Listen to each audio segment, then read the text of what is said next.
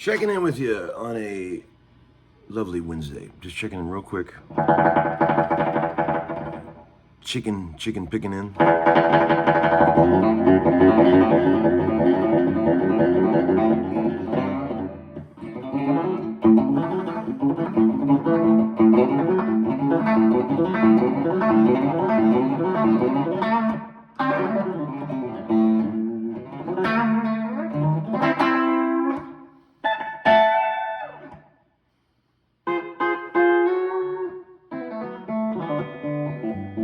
Everybody's doing great. I kept Leo home from camp today because I just wanted to hang out with the guys. We're gonna have some fun with the kids today, but just doing a quick video, checking in. I wanted to give you a little more, well, thanks for all the kind words regarding my video about the Grady Martin guitar.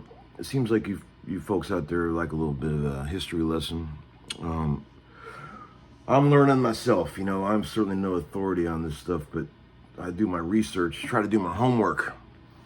And, you know, man, it's just fun to sort of think about this stuff and learn about it. You know, when you walk in some of these rooms around here, you can feel the history. You know, same thing with Muscle Shoals, you know, when you go down there. And it's just like, there's a lot there, a lot of energy. And I got another little piece for you today. Let's see. First of all, 80s Ibanez Roadstar. Remember these?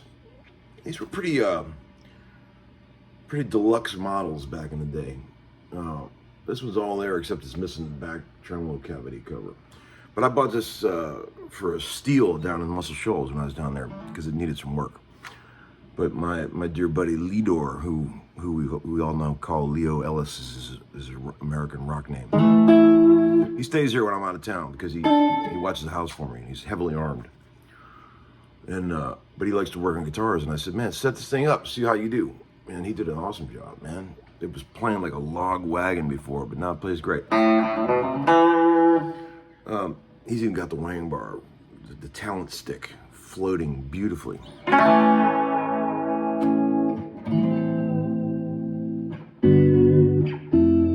It's like a poor man's Mark Knopfler guitar.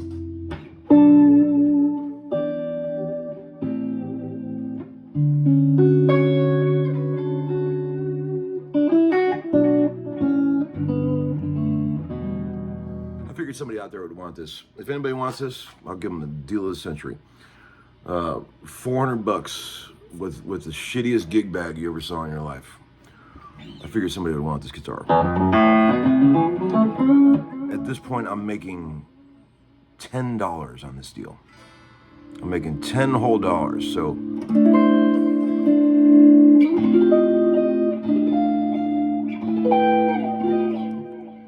narrow, not narrow, but a little bit shallow neck, kind of skinny-ish.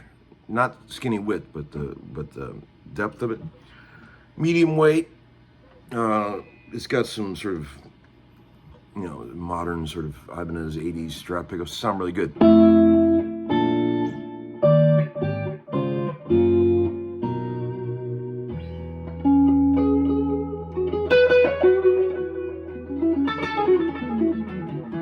I've always loved these because I used to have in Guitar Player magazines when I was a kid. These were heavily advertised, and the Police, who were my favorite band when I was a kid, they always played these Ibanez's, you know, in ads. I don't think they ever really used them, but they had Ibanez basses. Like Sting used to play one of those Ibanez musician basses, and they also endorsed Hamer in the early days. The Police did, and I saw a lot of people playing these Ibanez. They're really well-made guitar. I mean, it's beautiful binding, beautiful guitar. Probably early 80s, I'd reckon. But for $400, it's a pretty good steal.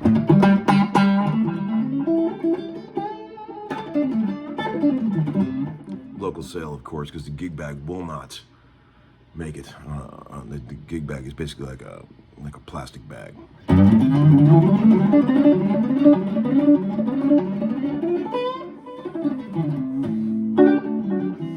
It plays about as good as a guitar can play, I'll tell you that.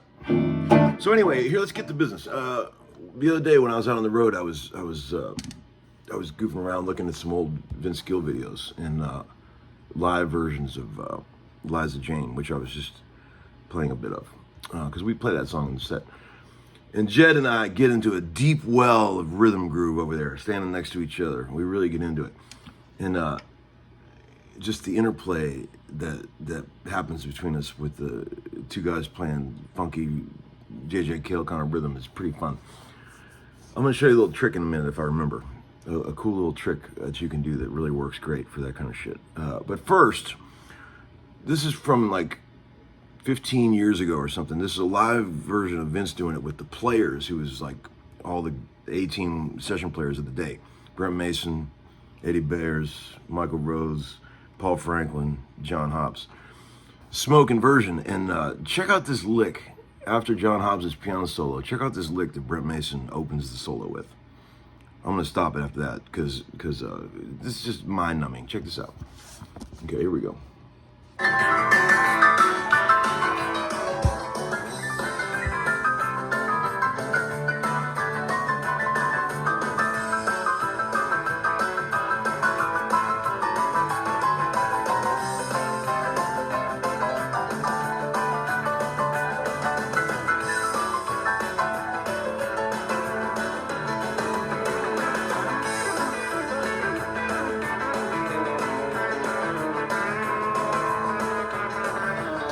What?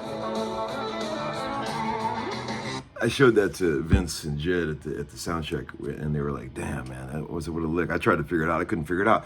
So I texted Brent, who's an old friend and a sweet, sweet guy, and I said, "Dude, would you humor me and make a video of showing how to play this lick, the opening lick of this?" And sure enough, he didn't do it. What a sweetheart soul.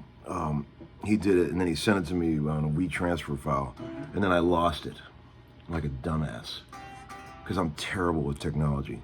He went through all the trouble, and but luckily he went back in his computer, found it, he still had it, resent it, and now I get to show it to you guys. I already got his permission. He said, "Don't worry about it, man. Put it up on the show if you want to show anybody how to play that lick." But it's pretty awesome, and it just goes like when you see him play it, you'll notice that first of all, he plays with the thumb pick, right? And he's always played with that thumb pick. And the sort of, there's a sort of authentic touch country feel thing that happens when you play with that thumb pick that is undeniable. And he's got it in spades. It's just the way he makes the notes pop and feel. You'd have a hard time doing that with a flat pick. You could get close if you're trying to do the hybrid picking and all that. But it just goes to show you how legit that sounds when it's done by somebody that really knows how to fucking do it. So I think you'll enjoy that. And it's really cool. If anybody can figure it out, you show me now how to play it. It's pretty cool. But it's like, you know, when you're playing rhythm like that, when you're in I call that like a JJ Cale kind of swampy, funky groove. Like, it's very easy when you're playing rhythm to be overbearing and to play too much, right? You got 3 guitars up there, electrics, not counting the acoustics. And if everybody is flogging, it's a mess, right? You got to find a way to sort of hollow out your part to sort of fit with the other guitars, right? Sometimes that means like leaving out downbeats or whatever. But one trick that I do that I think is a pretty cool idea. I humbly suggest if you're playing the Chuck Berry thing, you know. Well, first of all, there's the bounce, okay, the Big Al bounce, Big Al, like where you go.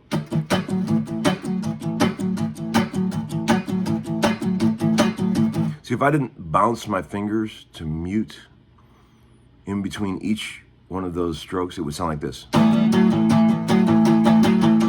But if I bounce it,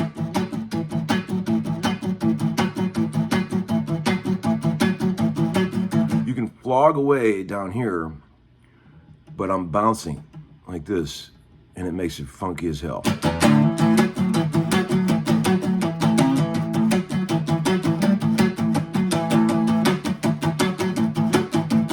You can experiment. You could be like 2 5s, 1 6, 1-5, or you can do like 5-5-6-6. And sometimes when I'm really in the heat of battle and we're really going for it, like let's see, I'll try playing that along with this groove. Check this out.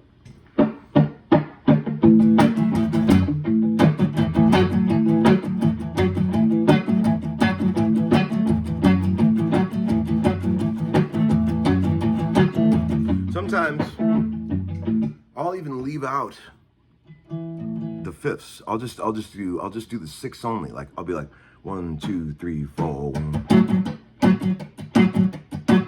2, 3, 4, 1, 2, 3. So it gives you the feeling that you're hearing the whole time, but really all you're hearing is the accent on the sixes. So it's 1, 2, 3, 4.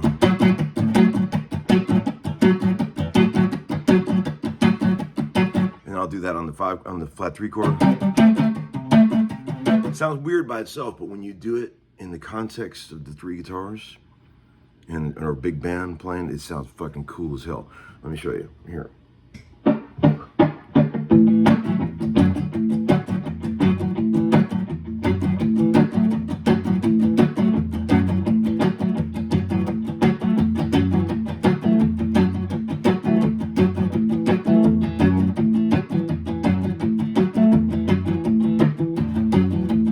The flat 3 chord.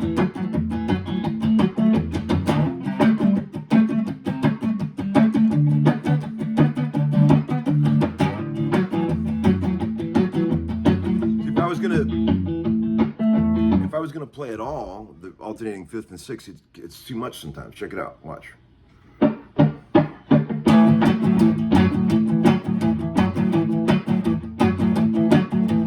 Still cool, but it's just there's more air and more space in there for the other guys to do little accents, you know, like you can get into stuff like, you know, like this.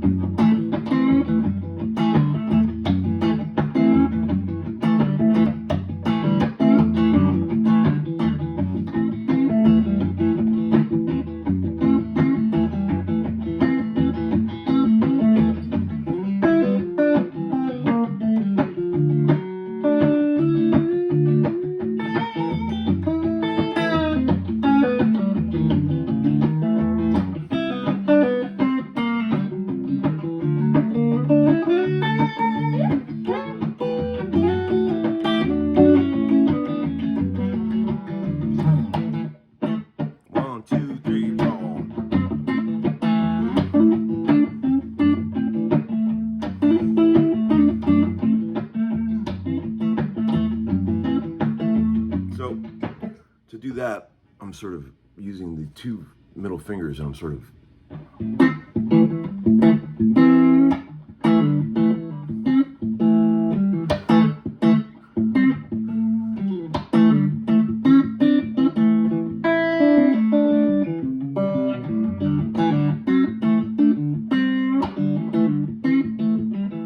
you add that on top of this shit.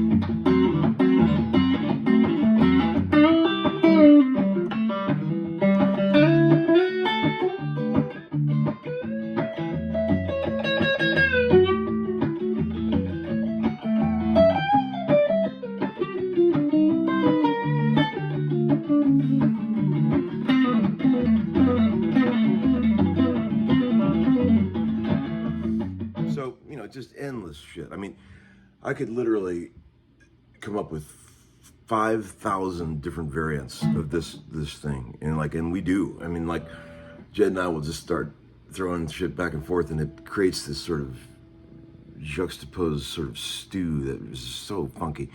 And when you got a great, drummer that really knows how to play a train beat and a bass player that makes it real simple, like Jimmy, it just feels great. And you can play slinky and sneaky, and you don't have to be like this,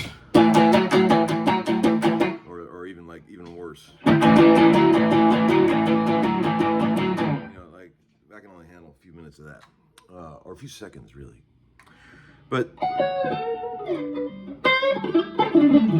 it's a little shit like that makes a difference. It's like sometimes shrinking your part into something very concise and small does a great service to those around you. And when you're in a big band, you got to be careful you don't take up too much room. It's kind of like living in Japan. So I've been told. I don't really know. I've never lived in Japan, but I've heard everything is tight and small. Is this true?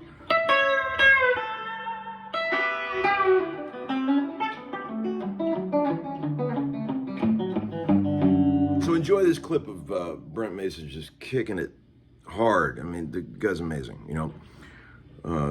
sweet guy and an unbelievable guitar player. I think his wife watches the Homeskoolin program. I remember running into her one time, and I ran into them sadly at a funeral, and she said, "I watch your show." And Brent was like, "Yeah, she watches you all the time." And I laughed and laughed because she said it's like calms me down like Andy Griffith or something like that. It's funny.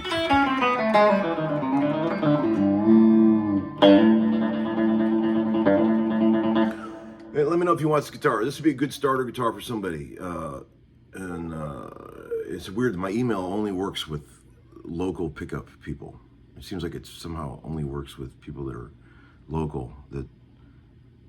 Okay, bye friends.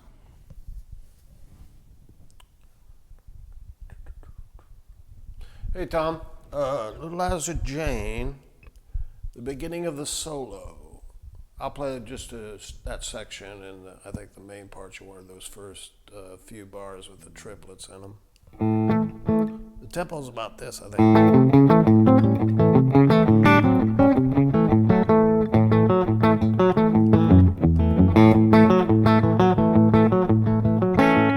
So it's 1,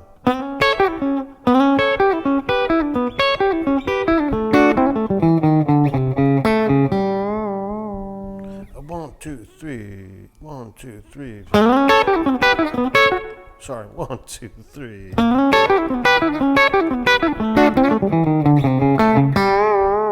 Something like that. Let's see what the little train beat behind it.